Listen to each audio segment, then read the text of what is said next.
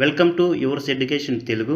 Hello everyone, అందరూ బాగున్నారా? నేనైతే చాలా బాగున్నాను. మీరు కూడా బాగుండాలని కోరుకుంటున్నాను. అందరికీ ఒక స్మాల్ రిక్వెస్ట్, మన తెలుగు రాష్ట్రాల్లో కరోనా బాగా విస్తరిస్తుంది. అందరూ తప్పనిసరిగా మాస్క్ వాడండి. బయట ఫుడ్ ని అవాయిడ్ చేయండి. మనల్ని నమ్ముకుని మన ఫ్యామిలీ ఉంటుంది కాబట్టి బయట సిచ్యువేషన్ అంతగా బాగోలేదు, అందరూ గమనించాలి. స్టేట్ బ్యాంక్ లో ఖాళీగా ఉన్నటువంటి ఎగ్జిక్యూటివ్ పోస్టులను భర్తీ చేయడానికి ఈ నోటిఫికేషన్ అయితే ఇవ్వడం జరిగింది. ఎగ్జిక్యూటివే కాదు, డిప్యూటీ మేనేజర్ పోస్టులు ఉన్నవి. వాటి గురించి క్లియర్ గా అయితే తెలుసు ఈ వీడియోని లైక్ చేయండి, మీ ఫ్రెండ్స్ కు షేర్ అయితే చేయండి. ఇంకా మన ఛానల్ సబ్స్క్రైబ్ చేయకపోతే ఇప్పుడే సబ్స్క్రైబ్ అయితే చేసుకోండి. State bank of India bank సంబంధించినటువంటి ఉద్యోగాలు ఇవి. టోటల్ వేకెన్సీ చూసినట్లయితే 149 అయితే ఇవ్వటం జరిగింది. లొకేషన్ చూసినట్లయితే all over India. State bank అంటే మనకందరికి తెలిసిందే కదా. పోస్ట్ నేమ్ చూసుకున్నట్లయితే executive manager, deputy manager. Applying process చూసినట్లయితే అభ్యర్థులు ఎవరైనా సరే ఈ ఉద్యోగాలకు అప్లై చేయాలనుకుంటే ఆన్లైన్ లో మాత్రమే అప్లికేషన్ సబ్మిట్ చేయాల్సి ఉంటుంది.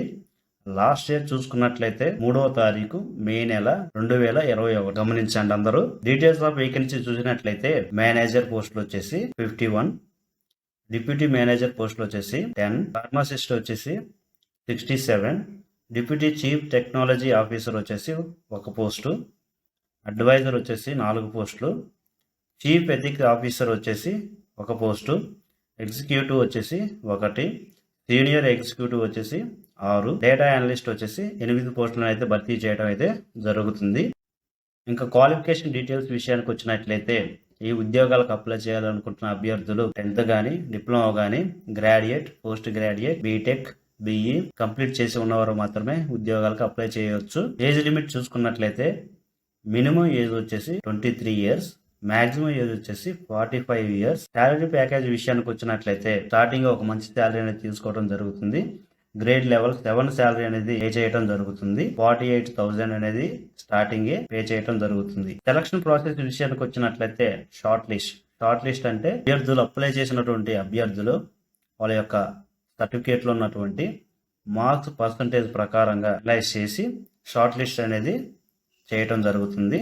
షార్ట్ లిస్ట్ లో టాప్ లో ఉన్న వారికి మాత్రమే ఇంటర్వ్యూ అనేది కండక్ట్ చేసి అభ్యర్థులను ఎంపిక చేయడం జరుగుతుంది. అప్లికేషన్ ఫీజు విషయానికి వచ్చినట్లయితే జనరల్ ఓబీసీ కేటగిరీ వాళ్ళకి 750 రూపాయలు అనేది పే చేయాల్సి ఉంటుంది.